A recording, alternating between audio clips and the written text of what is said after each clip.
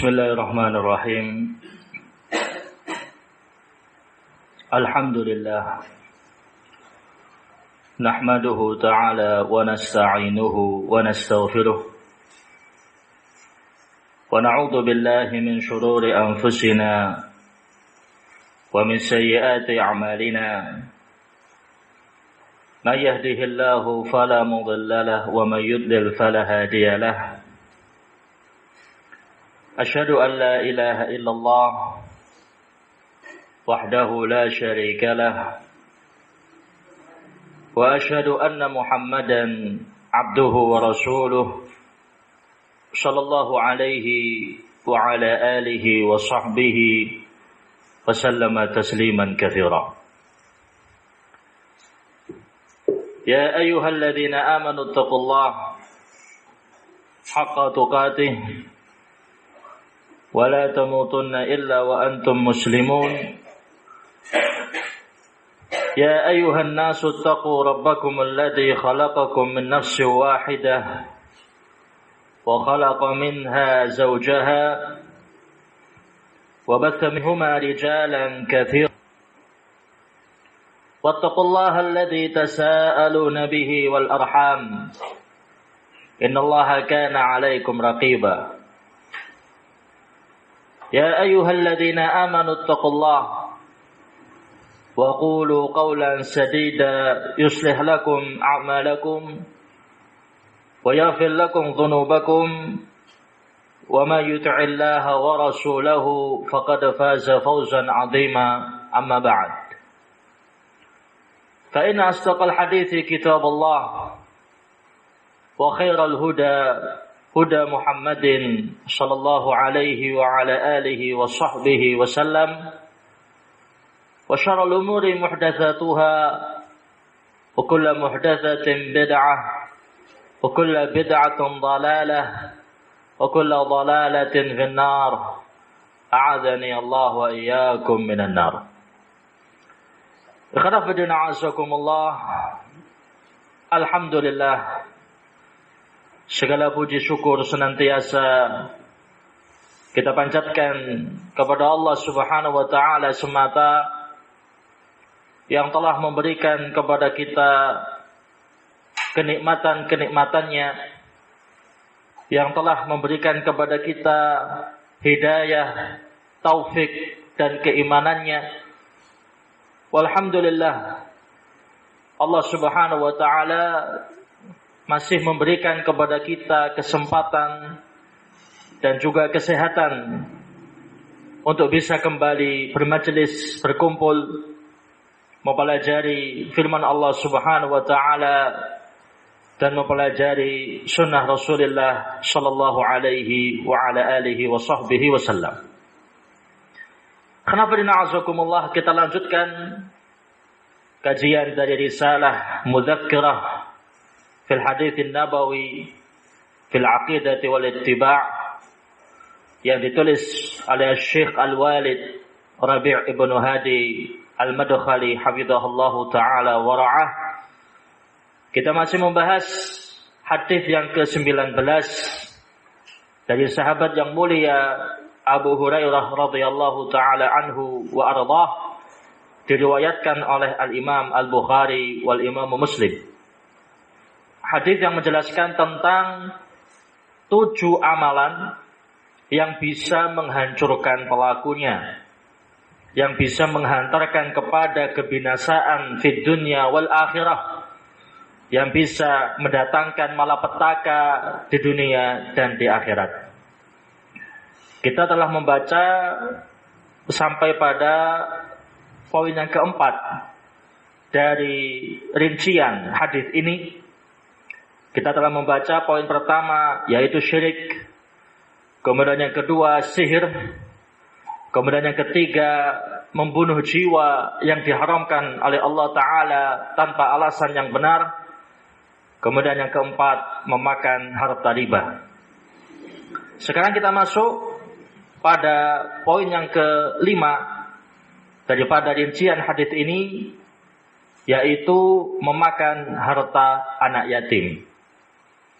Qala al-muallif hafizahullah Berkata penulis hafizahullahu ta'ala, wa khamisul mubiqat, dan amalan yang membinasakan yang kelima adalah aklu malil yatim, memakan harta anak yatim. Famin haqqil yatama 'alan nas ay yakfaluhum wa yaqumu bi tarbiyatihim wal 'inayah bi sya'nihim wa yunmu amwalahum wa yusa'iduhum hatta yablughu ashuddahum wa yudriku rushdahum.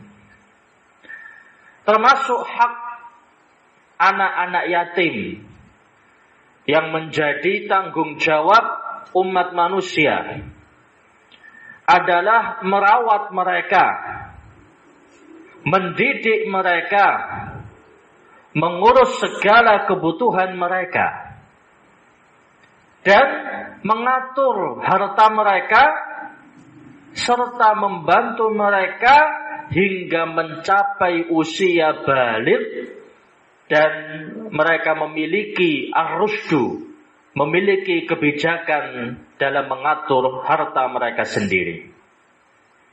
Yakni termasuk tanggung jawab kita bersama adalah memperhatikan anak yatim. Apabila sebuah negara itu telah menunjuk badan tertentu, menteri tertentu, bagian tertentu yang ditunjuk secara khusus untuk mengatur segala hal yang berkaitan dengan anak-anak yatim, du'afa, fuqara, armilah, atau yang semisal itu, walhamdulillah, maka kita serahkan kepada lembaga tersebut. Namun apabila pihak negara memberikan kebebasan kepada rakyatnya, siapa saja yang memiliki keluasan dalam bab rizki, finansial, pendidikan, yang bisa mengambil anak yatim, merawat mereka, maka menjadi tanggung jawab kita untuk menjalankan kebebasan tersebut. Kita perhatikan keadaan mereka, kita didik mereka dengan pendidikan yang baik, karena sejatinya anak yatim itu mereka mengalami kekurangan dalam kehidupan mereka, khususnya dari sisi kasih sayang, karena mereka ditinggal mati oleh ayahnya, yang mana sosok seorang ayah itu merupakan ujung tombak dalam sebuah keluarga, merupakan tulang punggung utama pada sebuah keluarga. Ketika ujung tombak ini tiada, ketika tulang punggung ini tiada, maka otomatis akan terjadi kegoncangan pada keluarga tersebut, khususnya dialami oleh anak-anak. Mereka akan mengalami trauma yang sangat dalam, mengalami kesedihan yang sangat dalam, karena mereka ditinggal oleh sosok yang selama ini bertanggung jawab untuk mengatur segala kebutuhan mereka, bertanggung jawab untuk mengatur segala hal yang berkaitan dengan pendidikan mereka. Ketika sosok itu tiada, anak-anak yatim ini seakan terlepas. Tidak ada pihak yang bisa mengayomi mereka. Maka kita selaku sebagai saudara sesama, hendaknya kita mengulurkan tangan kita, mengulurkan bantuan kita, semampu kita untuk bisa mengangkat anak yatim tersebut. Kita bantu dia secara finansial, kita bantu dia secara pendidikan, agar anak-anak yatim tersebut bisa mendapatkan kehidupan yang layak seperti layaknya anak-anak yang lain yang utuh keluarga mereka. Dan perlu diingat, musuh-musuh Islam terkait dengan anak yatim, mereka memiliki bagian yang sangat besar, memiliki misi yang sangat besar. Kalau saja mereka tidak bisa menyerang secara langsung para pemuda-pemuda Islam yang kokoh di atas kebenaran, mereka akan menyerang dari sisi generasi penerusnya. Anak-anak yatim yang mungkin korban dari bencana alam, atau korban dari konflik perang, atau yang semisal itu, mereka sangat semangat untuk mengambil anak-anak tersebut, dibawa ke negara mereka, kemudian didoktrin dengan pendidikan mereka. Dan itu sangat berbahaya. Kalau seandainya itu terjadi pada anak-anak kaum muslimin, tidak ada kepedulian dari kita untuk memperhatikan anak-anak tersebut, maka orang-orang yang menjadi musuh-musuh Islam akan mengambil alih dan mereka akan membuat sebuah rencana dan misi yang berbahaya dari anak-anak tersebut, wal iyadu billah.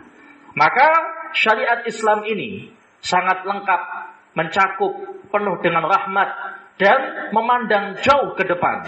Ketika ada anak-anak yatim, khususnya di kalangan kaum muslimin, Islam menganjurkan pemeluknya untuk saling bahu-membahu, saling gotong royong, saling bantu. Ambil anak yatim itu, rawat dia, berikan pendidikan yang layak. Dan apabila anak yatim tersebut memiliki harta, maka kita diminta untuk bijak dalam memanajemen harta tersebut. Kita tidak boleh kemudian semena-mena terhadap hartanya. Kita tidak boleh kemudian zalim terhadap hartanya. Tapi kita diminta, dituntut dan berkewajiban untuk menjaga harta tersebut. Dan di sini penulis hafizahullah menyebutkan termasuk kebijakan dalam memegang harta anak yatim, wa yunmu amwalahum, kita mengembangkan harta mereka. Karena sejatinya anak yatim ini perjalanan mereka masih jauh. Mereka masih kecil, belum tahu caranya mengelola harta. Sementara sosok ayah mereka yang selama hidupnya mengatur hal-hal semacam itu, ketika sosok ini telah tiada, otomatis kocar-kacir hal yang berkaitan dengan keuangan, dan itu sangat mempengaruhi kehidupan mereka. Maka kita yang bertanggung jawab untuk merawat anak-anak yatim tersebut diminta oleh syariat bijak dalam mengatur harta mereka. Kita kembangkan harta mereka dan kita lihat mana yang paling bermaslahat untuk harta tersebut. Tentunya tergantung harta apa yang mereka miliki. Misal, mereka memiliki harta berupa uang cash, ya, uang tunai. Mungkin besar, banyak, ayahnya mungkin orang kaya. Ketika meninggal, anak-anak ini menjadi bagian asobah, ya, pemegang warisan terbanyak dari jatah harta ayahnya. Kita lihat ternyata kebanyakan hartanya adalah uang cash. Maka gimana caranya kita selaku sebagai walinya untuk bisa mengelola dengan bijak uang tersebut, agar nantinya bisa bermanfaat untuk anak ini ketika dia sudah menginjak usia dewasa. Mungkin kita investkan, tentunya juga tidak ngawur. Ini saat ini sedang kembang bisnis apa? Yang viral di tengah-tengah masyarakat ini bisnis apa? Oh, ini bisnis kuliner. Ya sudah, cari orang yang ahli dalam bisnis kuliner, ya. Minta pendapat dari dia. Enaknya dengan dana segini itu dibuat bisnis kuliner model apa? Bukanya seperti apa? Sistemnya seperti apa? Ila akhiri. Agar apa? Agar uang itu tetap terjaga. Atau berupa aset-aset padat, ya, aset-aset yang tidak bergerak seperti tanah, rumah. Ternyata anak yatim ini punya rumah peninggalan ayahnya dan dia sebagai ahli waris tunggalnya. Rumahnya ini nggak mungkin anak yatim ini ngurus, dia masih kecil, nggak mungkin dia kemudian ngurus rumah tersebut, bisa kacau balau nantinya. Maka selaku sebagai wali, bagaimana caranya untuk bisa mengelola rumah itu dengan baik, dengan bijak, yang nantinya akan diambil manfaatnya oleh anak tersebut. Mungkin kita lihat, wah, tempat rumahnya ini strategis di tengah kota, dekat dengan banyak sekali fasilitas masyarakat, dekat dengan fasilitas kesehatan, dekat dengan fasilitas keamanan, dekat dengan perbelanjaan, ila akhirnya. Ini cocok kalau dikontrakkan ini. Nah sudah, dia poles sedikit, kemudian dia kontrakkan dengan harga yang layak, yang umum di tengah-tengah masyarakat. Yang nanti uang hasil kontraknya dia tabung atau dia investkan di bisnis yang lain sehingga berkembang harta anak yatim tersebut. Atau berupa tanah, ya, berupa tanah. Tanahnya ini masih tanah mentah, belum ada apa-apanya, masih hamparan tanah, belum ada kebunnya, belum ada sawahnya, atau belum ada bangunan yang dibangun di atasnya. Maka dia lihat bagaimana caranya untuk mengelola tanah itu agar bisa menghasilkan, sehingga bisa bermanfaat untuk anak yatim tersebut. Oh, ini cocok tanam ini. Ini lagi musim cabai misal. Ya sudah, kita panggil petani cabai yang ahli, gimana caranya cocok tanam cabai di tanah itu sehingga bisa menghasilkan uang yang banyak, atau sayur mayur atau yang semisal itu. Intinya dia lihat mana yang paling bermaslahat untuk anak yatim tersebut. Wa yusa'iduhum, dan kita bantu mereka. Jadi ketika kita mengelola harta mereka, kita mendidik mereka, kita berikan kepada mereka kehidupan yang layak, itu lillahi ta'ala, sukarela. Dan tentunya pahalanya besar di sisi Allah Subhanahu wa ta'ala. Rasulullah SAW memberikan jaminan, orang yang dia itu mengurus harta anak yatim, atau mengurus anak yatim, mengurus para janda, maka dia dihukumi seperti orang yang mujahid fi sabilillah, orang yang berjihad di jalan Allah Subhanahu wa ta'ala. Hatta yablughu ashuddahum wa yudriku rushdahum. Ini batasan sampai kapan kita mengatur dan mendidik serta mengayomi anak yatim ini. Beliau mengatakan hingga anak yatim itu balik dan memiliki kemampuan untuk mengatur hartanya sendiri. Kalau sudah terpenuhi dua hal ini, lepas. Karena dialah kuasa tunggal atau kuasa yang berhak untuk memegang harta tersebut. Misal dia sudah balik. Balik itu tidak terpaut dengan usia, ya. Balik itu dengan tanda-tanda tertentu. Kita lihat, oh ini anak ini wis balik ini, ya. Kita sedang megang hartanya, sedang kita kelola hartanya, walhamdulillah berjalan dengan lancar. Dites, ya. Caranya apa? Dites. Jangan langsung dikasihkan hartanya. Kita lihat dulu keahliannya, atau kita ajari dia.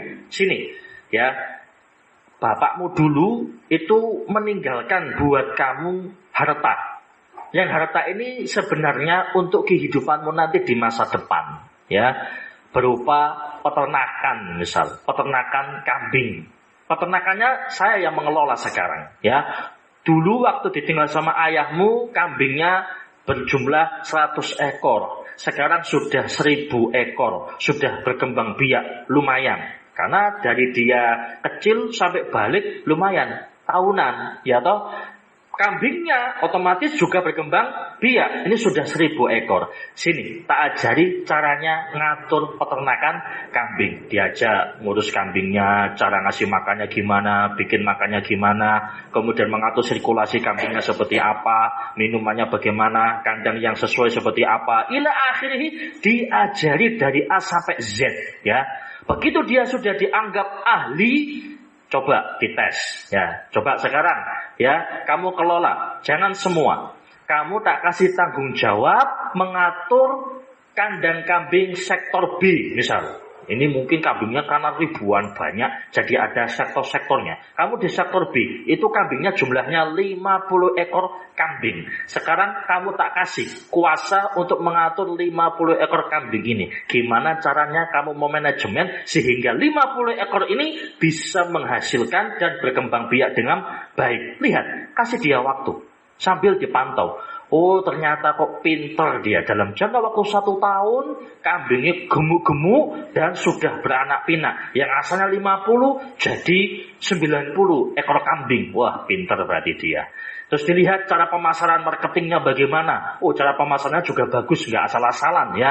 Oh, berarti sudah pantas untuk dilepas. Ya sudah, kalau begitu semua peternakan kambing ini punyamu, wis kamu yang ngatur, ya. Karena kamu sudah dianggap sah untuk memegang uangmu sendiri. Demikian. Tapi kalau ternyata mengalami kebangkrutan, berarti belum layak. Dikasih 50, belum sebulan, tinggal 5 ekor. Nah, terus 45 kambingnya kemana? Loh lah kok dia disembelih, kemudian dibikin sate, ngajak acara kondangan sak kampung. Loh, waduh ini kacau ini. Loh kan kebaikan. Kalau sedekah nanti hartanya berkembang. Iya le, bener kayak gitu. Tapi untuk saat ini konsepnya jangan kayak gitu dulu. Wah, gak ngerti bisnis ini ada ini. Wah, malah bangkrut. 50 jadi tinggal 5. Ini kalau dikasihkan semua, lah ya akhirnya buyar ini peternakan kambing. Nanti kalau kamu ke depannya nanti gimana? Berarti belum saatnya diajari lagi. Terus demikian ya. Jadi ini batasnya. Sampai dia balik dan sampai dia mampu untuk mengatur hartanya sendiri. Kalau sudah terpenuhi itu, sudah balik dan bisa mengatur hartanya, lepas. Kasihkan semua hartanya. Wa qad zajarallahu fi muhkami kitabih an akli malil yatim. Wa tawa'ada 'ala dzalika ashadda anwa'il wa'id. Allah Subhanahu wa taala di dalam Al-Qur'an telah menegur orang-orang yang memakan harta anak yatim dan mengancam mereka dengan ancaman yang sangat keras. Faqala, Allah taala berfirman dalam surat An-Nisa ayat yang ke-10, "Innal ladzina ya'kuluna amwalal yatama dzulma innama ya'kuluna fi butunihim nara wa sayaslawna sa'ira." Orang yang memakan harta anak yatim secara zalim, sesungguhnya dia telah memasukkan ke dalam perutnya api neraka, dan kelak dia akan masuk ke dalam neraka sa'ir. Ancaman yang sangat besar, dan Allah mengancam dengan neraka, menunjukkan kezaliman dan pelanggaran pada hak anak yatim, termasuk dosa besar, termasuk al-mubiqat, termasuk amalan yang bisa menghancurkan pelakunya. Dan rata-rata kalau orang itu sudah berhadapan dengan harta anak yatim, itu ujung-ujungnya tidak berkah dia.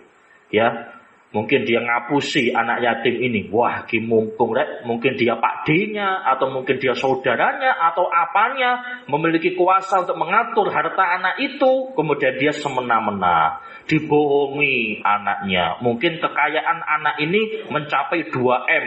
Dia ngomong sama anaknya, kalau kamu itu dapat uang dari bapakmu cuma 2 juta. Selebihnya kemana? Masuk kantongnya sendiri, dimakan sendiri. Itu ujung-ujungnya tidak akan berkah. Hidupnya tidak akan langgeng, hidupnya tidak akan nyaman. Uang segitu banyaknya, itu akan habis dengan sendirinya. Bahkan akan mendatangkan malapetaka, kehancuran, dan kesengsaraan dalam kehidupannya. Dapat lumayan uang gratis dari anak ini. 2 juta buat dia untuk makan, beli beras, sekolahan itu anak ini. Gak butuh uang sisanya. Dimakan sendiri sama dia. Beli rumah, beli mobil. Itu ujung-ujungnya tidak berkah. Entah nanti rumahnya kebakaran lah, mobilnya kecelakaan lah, na'udzubillah, atau beli tanahnya akhirnya nggak bisa dipakai cocok tanam atau semisalnya, atau malah mungkin tambah berkembang, tapi ujung-ujungnya nanti hisabnya di yaumul qiyamah semakin berat. Yakni Allah Ta'ala mengancam siapa saja yang berani zalim melanggar harta anak yatim, sekecil apapun harta itu, maka dia diancam dengan neraka Allah Subhanahu wa Ta'ala. Wa zajara an qurbanihi, dan Allah mengancam untuk mendekati harta anak yatim. Illa billati hiya ahsan, kecuali dengan manajemen yang tepat. Yakni kalau kamu tidak punya ilmunya, jangan dekat-dekat. Bisa madarat nantinya. Tapi kalau kamu punya ilmunya, atau minimalnya engkau mengetahui pihak-pihak yang tahu ilmunya, maka tidak masalah. Silahkan dekati harta anak yatim, tapi dengan tujuan untuk menjaganya, untuk mengembangbiakkan harta tadi, bukan untuk menghabiskan atau mendolimi harta tersebut. Wa minallati hiya ahsan fi'lul aslahilah wa tanmiyatu malihi bil bai'i wasyira' wat tasarruf bima ya'udu alaihim bir ribhi wan nama'il mubah. Dan termasuk bentuk mendekati harta anak yatim dengan cara yang bijak adalah kita mengambil keputusan yang paling bermaslahat untuk harta tersebut. Kita mengembangkan hartanya dengan cara jual beli, bisnis, invest atau semisal itu. Dan beberapa cara yang nantinya manfaatnya akan kembali kepada anak yatim tersebut.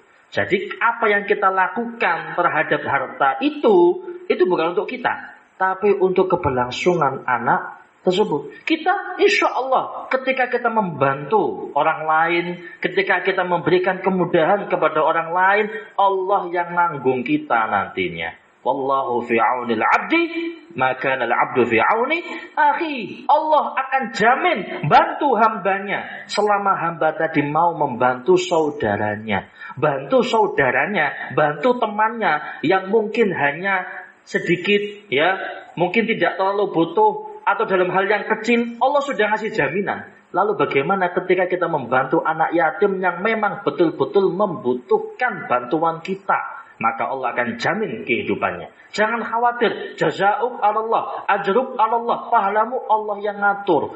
Ya, apa yang kamu berikan untuk anak yatim tadi, sejatinya kamu sedang menanam benih untuk dirimu sendiri. Siapa tahu, kita tidak tahu usia kita sampai kapan. Kita tidak tahu bagaimana ujung kehidupan kita nanti. Siapa tahu ketika kita mengatur harta anak yatim, kemudian kita dipanggil dulu oleh Allah, anak-anak kita tinggalkan, ada orang baik yang kemudian mengatur dan menjaga anak-anak kita. Al-jaza' min jinsi al-amal. Balasan tergantung bagaimana tindakan kita sewaktu di dunia.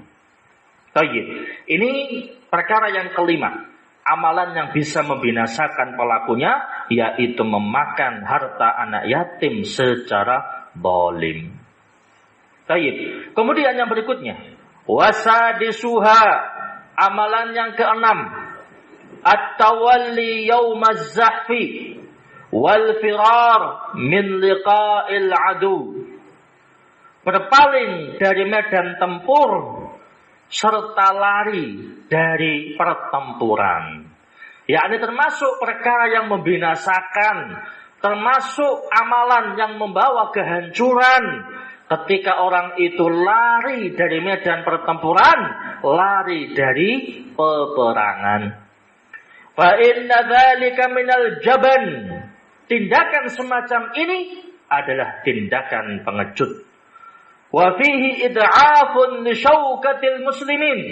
Pada tindakan semacam ini membuat lemahnya kekuatan kaum muslimin. Wa khudlanun lahum, menipu kaum muslimin. Wa dhaya'uddin, membuat agama ini sia-sia. Wa tamkinul kafirin min dima'il muslimin wa nisaihim wa amwalihim.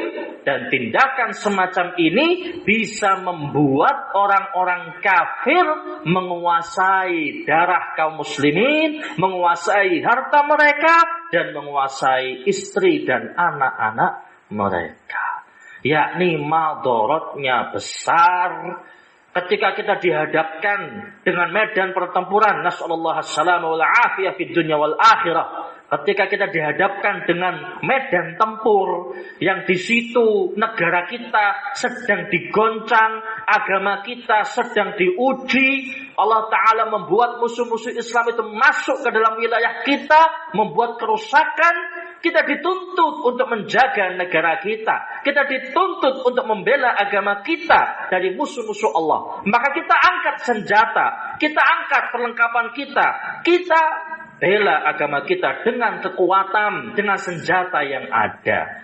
Kalau sampai kemudian kita lari dari medan tempur tersebut, ini akibatnya fatal. Di antara akibatnya apa? Musuh tidak lagi segan dengan kita, menganggap kaum muslimin ini pengecut. Yang kedua, agama kita akan diinjak-injak oleh mereka. Yang ketiga, kehormatan istri kita, anak-anak kita, dan kita sendiri pun akan dipertaruhkan. Ini akibatnya fatal, bisa berbahaya, urusannya besar. Maka Allah Subhanahu wa Ta'ala melalui lisan Nabi-Nya alaihi salatu wassalam menjadikan tindakan ini, yaitu lari dari medan tempur, termasuk amalan yang membinasakan, berbahaya. Wala yajuzu li muslimin ay yafirra min ma'rakatin huwal faizu fiha. Dan tidak boleh bagi seorang muslim untuk lari dari medan tempur yang dia sudah dijamin kemenangan padanya. Imma bil fathi wan nasri wa ghanimah. Baik kemenangan itu berupa kemenangan dalam perang, mendapatkan ghanimah. Wa imma bisyahadah fi sabilillah, atau kemenangan itu berupa anugerah mati syahid di jalan Allah Subhanahu wa ta'ala. Yakni medan tempur, berperang di medan pertempuran di jalan Allah, gak ada ruginya. Kita mati insya Allah syahid, kita menang dapat kemuliaan, wibawa dan ghanimah. Gak ada ruginya.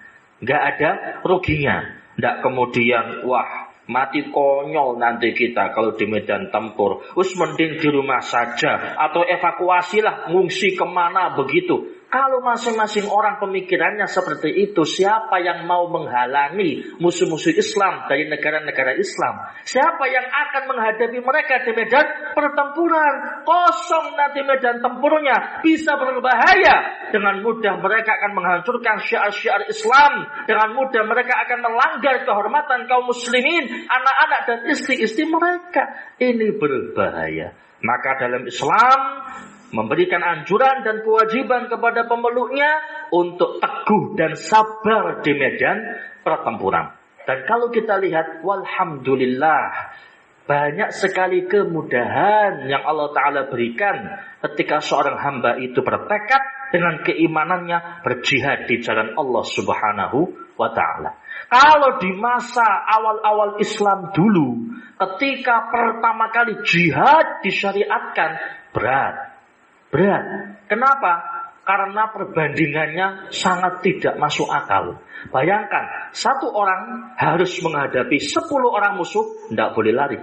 Itu di awal Islam dan kita tidak meragukannya. Kenapa? Karena ketika itu yang menjalankannya para sahabat radhiyallahu taala anhum ajma'in, orang-orang yang mereka itu adalah qudwatun fil imani wal Islam, orang-orang yang menjadi panutan, figur, contoh dalam bab keimanan dan keislaman. Enggak gentar mereka, dan itu banyak sekali buktinya. Perang pertama yang terjadi dalam Islam, perang besar pertama dalam Islam, perang Badar, yang terjadi bukan dengan rencana yang matang. Awalnya hanya ingin mencegat kafilah dagang, tapi ternyata Allah menginginkan lebih daripada itu. Orang-orang musyrikin yang ada di Mekah diboyong semuanya menuju ke medan Badar untuk bertemu dengan pasukan Nabi alaihi salatu wassalam. Jumlahnya cuma 300 sekian orang saja harus melawan 1000 sekian pasukan musuh. Itu pun perlengkapannya serba kurang. Kuda yang dibawa cuma 1 atau 2 ekor. Onta yang dibawa cuma beberapa saja. Persenjataan sangat-sangat minim. Harus berhadapan dengan pasukan musuh dengan jumlah yang sangat banyak, dengan perlengkapan dan persiapan perang yang lebih matang. Wal amru biyadillah. Tapi urusannya di tangan Allah Subhanahu wa ta'ala. Kaum muslimin menang telak di atas kaum musyrikin. Mereka dibikin kocar-kacir. Bahkan salah satu komandan tertinggi mereka, Abu Jahal, Fir'aun hadhil ummah, terbantai di medan tempur tersebut. Kemudahan dari Allah Subhanahu wa ta'ala, yang kemudian setelah itu diganti oleh Allah menjadi 1:2. Maka kalau kita masuk ke medan tempur, kita bertemu dengan musuh kita, ketika kita hitung jumlahnya, ternyata kita dapat bagian 1 lawan 2, jangan lari. Ya, hadapi. Imma kamu membunuh, wa imma kamu terbunuh. Kalau kamu membunuh, menang. Kalau kamu terbunuh, juga menang, mendapatkan syahadah indallahi azza wa jal. Tentunya enggak gampang. Ya, tentunya enggak gampang. Karena Allah sendiri sudah menggambarkan bahwasanya pertempuran itu dibenci oleh jiwa, nggak disukai oleh hawa nafsu. Kebanyakan orang pengen nih mager ya, wis lah ojo perang ya, wis perang ya bikin trauma, bikin ini bikin itu, ila akhirnya gak mantep ya, nggak seret ya, harus mengorbankan ini mengorbankan itu, gimana nasib keluarga, ila akhirnya perhitungannya banyak. Tapi ketika hamba itu maju ke medan tempur ya, maju mengorbankan semuanya lillahi ta'ala, pahalanya juga tidak main-main. Itu pun juga ya ikhwah, ketika ternyata jumlah musuh melampaui batas kemampuan kita, boleh untuk mundur, tidak usah dipaksakan, boleh. Ternyata ketika kita maju perbandingannya 1:20 orang. Wah, lumayan rek. Nek kamu memang mampu, kamu memang maju, ya wis tidak masalah. Bukan termasuk bunuh diri, ya. Tetapi apa? Berusaha untuk menghadapi. Tapi kalau seandainya kamu mundur untuk mengatur ulang strategi atau meminta bantuan pasukan yang baru, tidak masalah. Bukan termasuk tindakan pengecut, ya. Dan itu sudah dilakukan oleh para pendahulu kita pada perang yang ma'ruf, perang Mu'tah. Perang yang terjadi antara kaum muslimin melawan bangsa Romawi. Kaum muslimin jumlahnya cuma berapa waktu itu? 10.000 atau berapa ribu? Romawi 300.000 pasukan. Ya, ini yang dihadapi termasuk negara adidaya di masa itu. Ya, yang masalah taktik perang jangan dilakukan. Orang Romawi secara taktik perang jitu melebihi bangsa Persia, dan itu maktub dalam sejarah-sejarah mereka. Berhadapan dengan kaum muslimin ketika itu, dan Rasul menunjuk 3 panglima yang semuanya gugur di medan tersebut.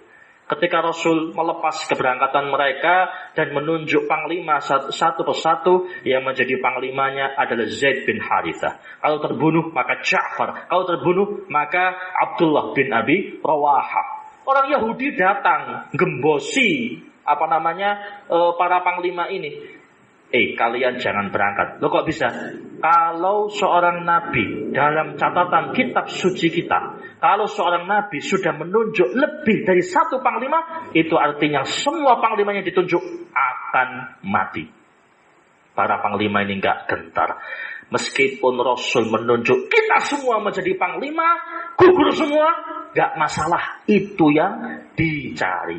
Berangkat. Dan ternyata betul, satu persatu terbunuh. Zaid bin Harithah terbunuh, Ja'far terbunuh, Abdullah bin Abi Rawahah juga terbunuh. Khalid bin Walid akhirnya mengambil bendera perang, mengatakan kepada para pasukan, gimana ini? Semua terbunuh, siapa yang harus menjadi komandan? Semuanya mengatakan, kamu yang menjadi komandannya.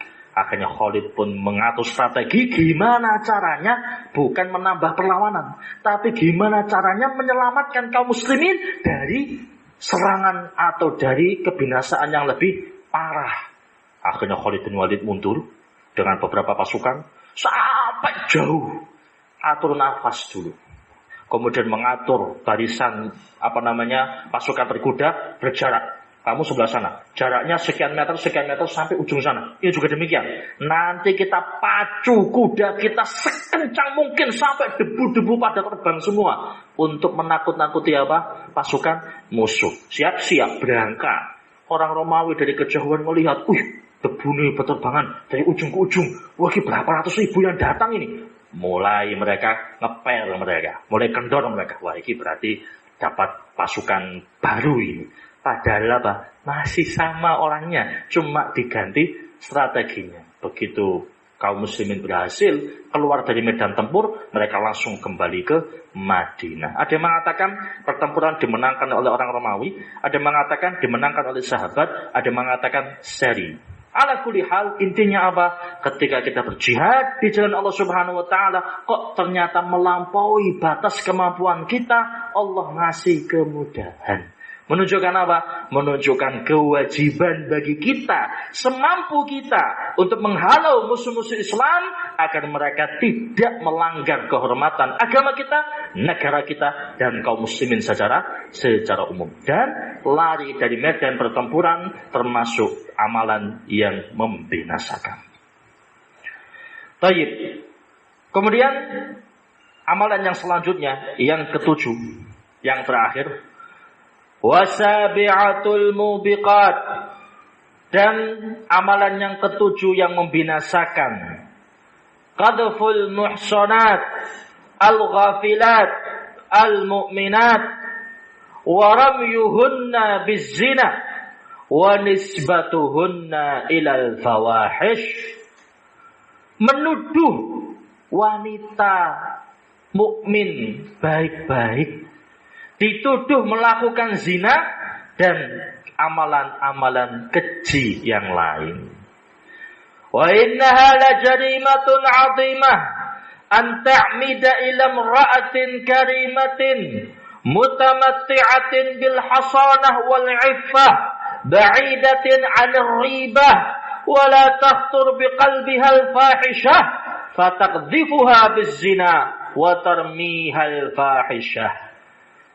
Termasuk dosa yang sangat besar ketika ada seseorang yang menuduh wanita mukminah yang mulia, yang menjaga kehormatannya, yang tidak diragukan keadaannya, tidak pernah sama sekali terbesit dalam hatinya tindakan kekejian, dituduh, difitnah melakukan zina. Ini termasuk dosa yang sangat besar. Ya, karena sebuah fitnah, sebuah tuduhan, ketika ditujukan kepada kehormatan seseorang, itu efeknya besar. Ya, sampai ada ayat yang mengatakan wal fitnatu asyaddu minal qatl. Fitnah lebih besar bahayanya daripada pembunuhan. Kalau orang dibunuh selesai, dikubur sudah. Tapi kalau difitnah, itu rasa malu yang dia tanggung bisa sampai seumur hidup. Trauma yang dia rasakan, cara ngobatinya tahunan. Ini ada wanita yang terjaga kehormatannya, mulia, menjaga kehormatan dia, wanita baik-baik. Lah kok ada orang jelek tiba-tiba menuduh wanita tadi melakukan tindakan kekejian. Ini tuduhan yang sangat berbahaya. Makanya dalam hukum fikih, ya, kalau seandainya tuduhan itu terjadi antara pasangan suami istri, ya, ini kita bicara rumah tangga. Suami nuduh istrinya selingkuh, dan dia yakin dengan tuduhannya. Hanya saja dia tidak punya saksi untuk bisa menguatkan tuduhan tersebut. Sang istri nolak mentah-mentah tuduhan tadi, diangkat ke pengadilan. Apa konsekuensinya? Harus saling melaknat. Besar ini, ya. Karena yang dia angkat sekarang kehormatan dia sendiri. Yang dia angkat ke pengadilan rumahnya sendiri, privasi dia yang dia angkat. Makanya konsekuensinya besar, harus saling melaknat. Si suami mendoakan laknat kalau seandainya dia salah. Si istri juga mendoakan laknat untuk dirinya kalau seandainya dia salah. Kemudian langsung dipisah. Tidak bisa lanjut pernikahannya. Itu antar suami istri. Kalau memang suaminya tetap kekeh, tidak mau mundur dari tuduhannya. Kalau seandainya dia mundur dari tuduhan, langsung dicambuk dia. Tapi kalau dia tidak mau mundur dan dia yakin dengan tuduhan tadi bukan tuduhan tapi fakta, hanya saja dia tidak punya saksi yang bisa menguatkannya, tidak ada bukti yang valid lain selain ucapan dia yang bisa mendukung dirinya di pengadilan, maka mula'anah, saling melaknat. Itu pasangan suami istri, konsekuensinya besar. Apalagi orang lain, nggak ada hubungan pernikahan sama sekali. Ya, tiada angin, tidak ada petir, tidak ada guntur. Lah kok tiba-tiba dia menuduh wanita baik-baik berzina. Entah dia langsung menuduhnya atau langsung mengumpat atau memakinya dengan cacian-cacian yang mengarah kepada kehormatannya. Itu besar. Harus mendatangkan bukti. Mana buktinya? Mana saksinya? Saksinya 4 orang laki-laki yang semuanya yakin akan tuduhan tersebut. Gak ragu atau bimbang. Innama yaf'alu dzalik yajib an ya'tiya 4 syuhada. Orang yang berani melakukan tuduhan ini wajib mendatangkan 4 orang saksi. Wa illa, kalau tidak mampu, fahuwa indallahi minal kadhibin al-fasiqin, maka dia teranggap sebagai orang yang dusta dan fasik di sisi Allah. Wala tuqbal lahu syahadatun abada, persaksiannya tidak akan dipakai, tidak akan dipercaya sepanjang hidupnya. Wa yajibu ayyuqama alaihi al-had 80 jaldatan, dan dia wajib dihukum had 80 kali cambuk. Hada jazaohu fid dunya. Ini baru balasan ketika di dunia. Wa jazaohu fil akhirah ma rattabahu Allah ala hadzal ifk. Dan balasannya nanti di akhirat, Allah Ta'ala telah menyiapkan hukuman atas tuduhan dusta ini. Disebutkan dalam surat An-Nur ayat 23-24. Allah mengatakan, innal ladzina yarmunal muhsanatil ghafilatil mu'minat lu'inu fid dunya wal akhirah walahum 'adzabun 'adzim yauma tashhadu 'alaihim alsinatuhum wa aydihim wa arjuluhum bima kanu ya'malun. Orang-orang yang berani menuduh wanita baik-baik berzina, mereka dilaknat semasa di dunia dan nanti di akhirat. Dan mereka akan mendapatkan azab yang sangat pedih, yaitu pada hari di mana lesan mereka, tangan mereka, kaki mereka bersaksi atas tuduhan yang dia lakukan selama di dunia. Jadi di dunia dapat hukum had ya. Nanti di akhirat Allah Ta'ala akan memberikan hukuman yang besar bagi orang-orang yang semacam ini tindakannya. Ya, zaman sekarang, ya subhanallah, ucapan-ucapan tuduhan semacam itu kayak biasa. Ya, marah sedikit langsung, ya, omongannya kotor, ya, langsung caciannya itu mengarah kepada kehormatannya. Dasar kamu itu memang hakada, ya. Dasar kamu itu memang demikian. Langsung dicela dengan celaan yang mengarah kepada kehormatannya, dan itu dianggap biasa. Na'udzubillah min dzalik. Padahal konsekuensinya besar. Dalam sebuah hadis, ya, Rasulullah SAW pernah bertanya kepada para sahabatnya, atadruna mal muflis min ummati? Apakah kalian tahu siapakah umatku yang bangkrut? Para sahabat menganggap kebangkrutan itu identik dengan urusan ekonomi dan finansial.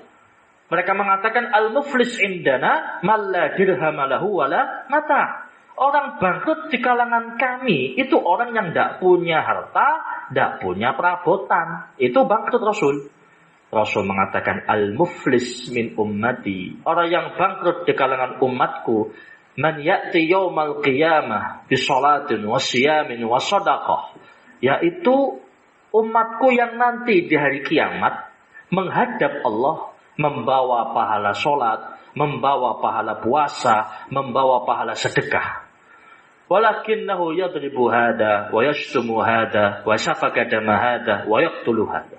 Tetapi umatku yang satu ini jahat, ya, menghina fulan, menuduh fulan, mencaci fulan, bahkan mengalirkan darah si fulan, membunuh si fulan.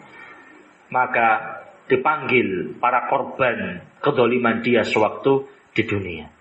Fayu'khad hada min hasanati wa hada min hasanati. Diambil kebaikan sholat dia, dikasihkan kepada orang yang dia zalimi. Kebaikan yang lainnya dikasihkan kepada korban yang lainnya. Hatta la tabqa ma'ahu hasanah. Sampai enggak ada lagi kebaikan pada orang ini. Habis. Fayukhadu min sayyiatihi. Maka dosa korban-korbannya diberikan kepada dia. Faturiha finnar. Kemudian dia dilemparkan ke dalam api neraka. Itu orang yang bangkrut. Hati-hati dengan lisan kita. Hati-hati dan jaga ucapan kita. Jangan sampai kemudian lesan kita ini membuat kita rugi nanti di hari kiamat. Sudah capek kita sholat, sudah capek kita puasa, sudah capek kita berhaji, sudah banyak uang kita keluarkan untuk sedekah, ternyata itu untuk orang lain. Hanya sebab lesan yang tidak kita jaga.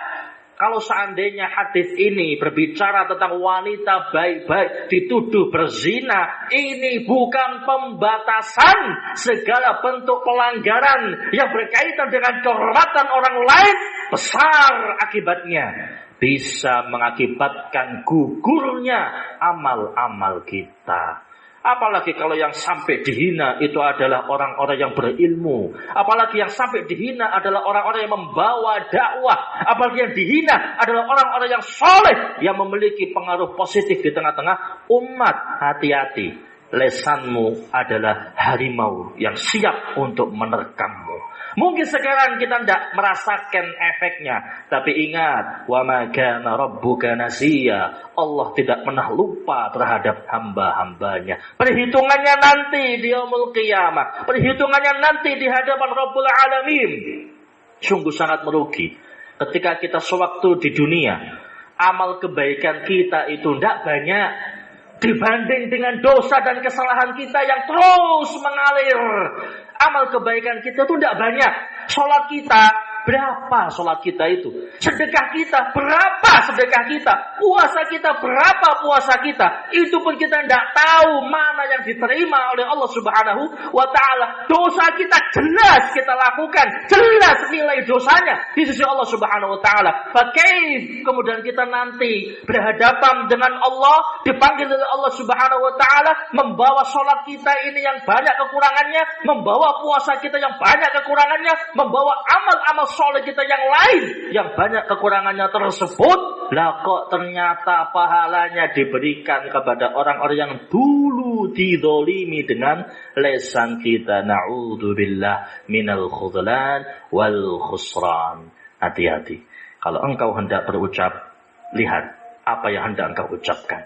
Jangan sampai membuat dirimu rugi dunia akhirat, apalagi berkaitan dengan kehormatan orang lain. Hadis ini saja mengingatkan, kalau sampai kita menuduh wanita baik-baik berzina tanpa bukti, tanpa saksi, hati-hati. Hukum had menanti kita, dan nanti di yaumul qiyamah adab yang besar yang Allah Ta'ala siapkan bagi orang-orang yang seperti ini. Na'udzubillah min dzalik. Wallahu ta'ala a'lam bissawab. Untuk keterangan selanjutnya insyaallah ta'ala akan kita bahas pada pertemuan yang akan datang. Kurang lebihnya mohon maaf. Subhanakallahumma rabbana wa bihamdik asyhadu an la ilaha illa anta astaghfiruka wa atubu ilaik. Tafaddalu barakallahu fikum.